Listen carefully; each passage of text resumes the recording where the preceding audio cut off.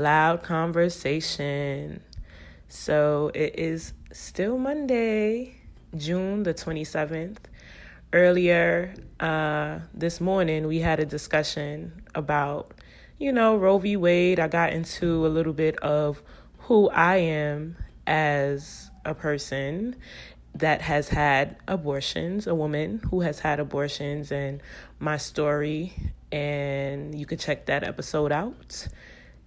So we also said that we were going to utilize the platform for, education purposes in regards to my disdain of Margaret Sanger, who happens to be the founder of Planned Parenthood, and just my whole skepticism behind all of this whole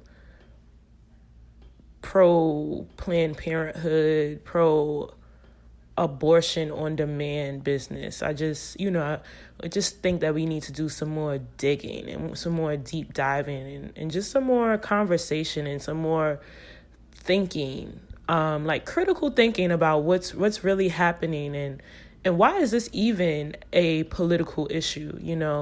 The subject matter is, of course, the overturning of Roe v. Wade, which, of course, happened on this past Friday, the 24th of June, 2022 is the year for all you space travelers and time travelers and things like that, just in case you're happening to hear this in the future or whatever.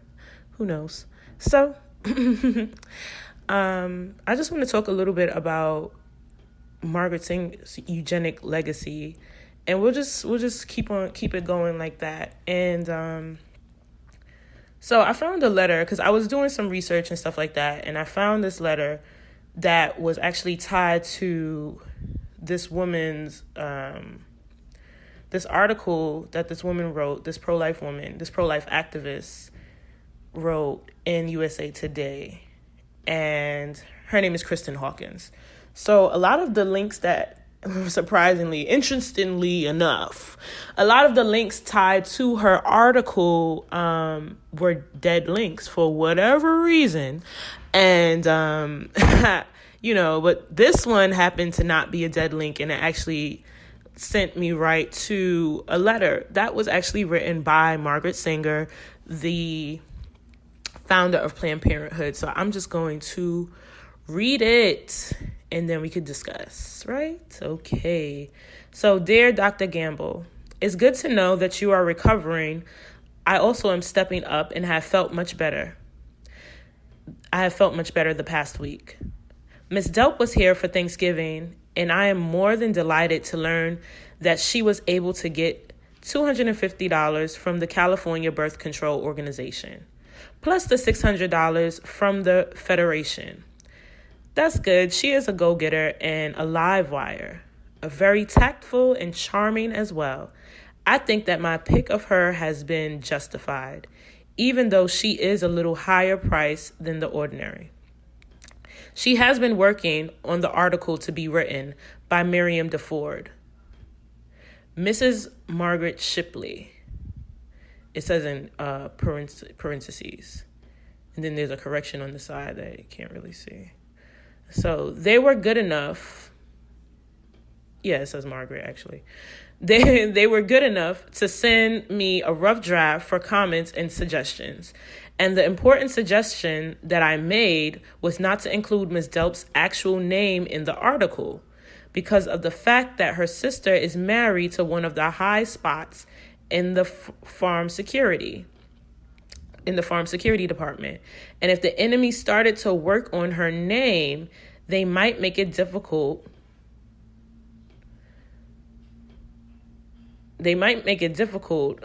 Something along the line. Otherwise, I think the article is good.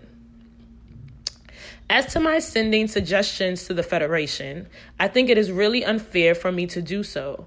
I am too far away to have the personal contact of the different reactions, and it only holds up any definite project to have the pros and cons battered about, which makes for more chaos and confusion. There's only one thing that I would like to be in touch with, and that is the Negro Project of the South, which, if the execution of the details remain in Miss Rose's hands, my suggestion will not be confusing because she knows the way my mind works. Miss Rose sent me a copy of your letter of December 5th, and I note that you doubt it worthwhile to employ a full-time Negro physician. It seems to me, from my experience where I have been in North Carolina, Georgia, Tennessee, and Texas, that while the colored Negroes have great respect for white doctors, they can get closer to their own members and more or less lay their cards on the table, which means their ignorance, superstitions, and doubts. They do not do this with the white people. And if we can train the Negro doctor at the clinic, he can go among them with enthusiasm and with knowledge, which I believe will have far-reaching results among the colored people. His work, in my opinion, should be entirely with the Negro profession and the nurses, hospitals, social workers, as well as the county's white doctors. His success will depend upon his personality and his training by us. The minister's work is also important, and also he should be trained, perhaps by the Federation, as to our ideals and the goal that we hope to reach. We do not want word to go out that we want to exterminate the Negro population. And the minister is the man who can straighten out that idea if it ever occurs to any of their more rebellious members. I agree with you that Miss Rose has done a remarkable job in thinking through and planning the project, but she has worked on it for some time. As soon as I knew there were the possibility of getting any money, I put her at work drafting the plan for Mr. Lackner. She is excellent at just such a job. She hangs on to details, weaves and correlates them into the design. I shall never cease to have the utmost admiration and regard for her ability, and so far I have not seen anyone in the Federation who could take her place. I am constantly delighted at the thought that you are getting better, and now we must pray for Mrs. Timmy, who is seriously ill at the doctor's hospital in New York. My regards to your Sarah and to yourself, sincerely yours, Margaret Sanger. So, yeah. The Negro Project of the South. This is who is the founder of Planned Parenthood, guys. This is a letter that she wrote, and clearly they had some other things going on. You know what I mean? And one of the quotes from Margaret Sanger that, that it always sticks out to me, and I never have it verbatim, but now since I took my notes and stuff, and, I'll read that one as well, when she's talking about, like, part of her plan or whatever she has in mind, and this is her quote: "The gradual suppression, elimination, and eventual extinction of defective stocks, those human weeds which threaten the blooming of the finest flowers of American civilization." Like, this is a quote that she says. So, and we can tie it together when she's talking about the Negro Project, and they're talking about we don't want the word to get out now that we trying to kill all the niggas. You know what I'm saying? That's pretty much what she's saying.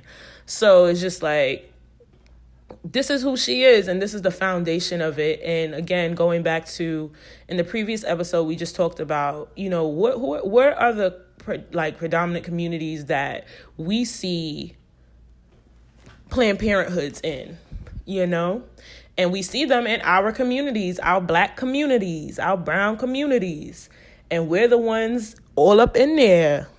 I talked about me going to the Planned Parenthood in Soho. That's not a Black community, but everybody up in there sure is Black, getting their abortions on that nice abortion assembly line. So, those are some of the things we just really have to,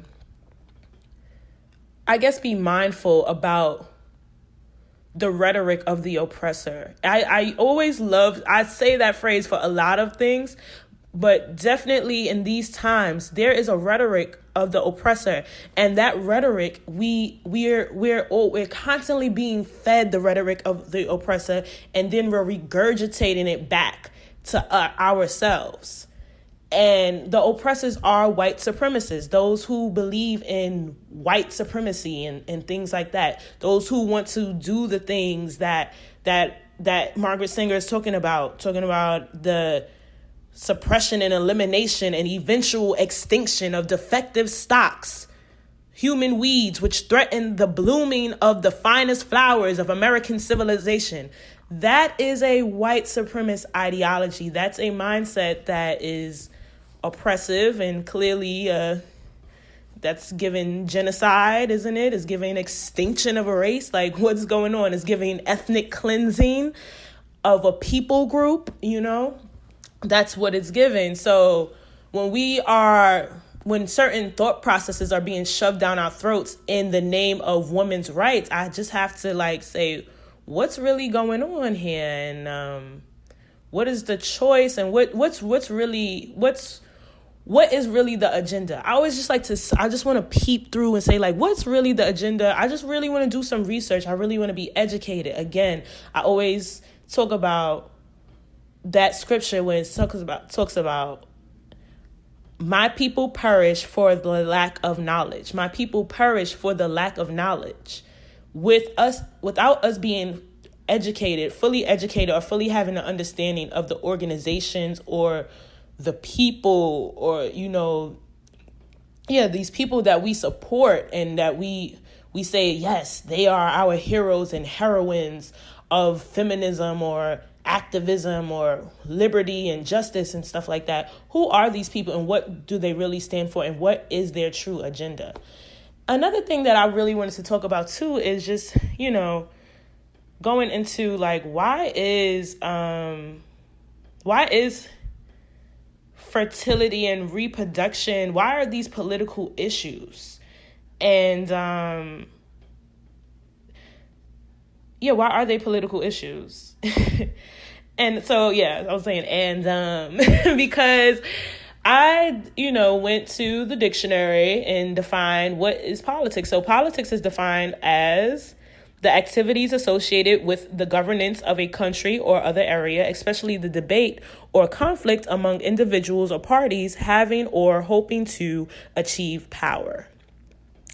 And political is defined as relating to the government or public affairs of a country. Now, how does what I got going on, have to do with the public affairs of a country? And I guess that's population and population control and things like that. But it's but why are you trying to control the population in any way at all? What is there's always an agenda, because it's you need more people to do what, or you need less people for what purpose?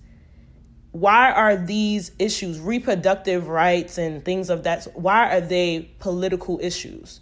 I agree with the whole, why are men sitting here dictating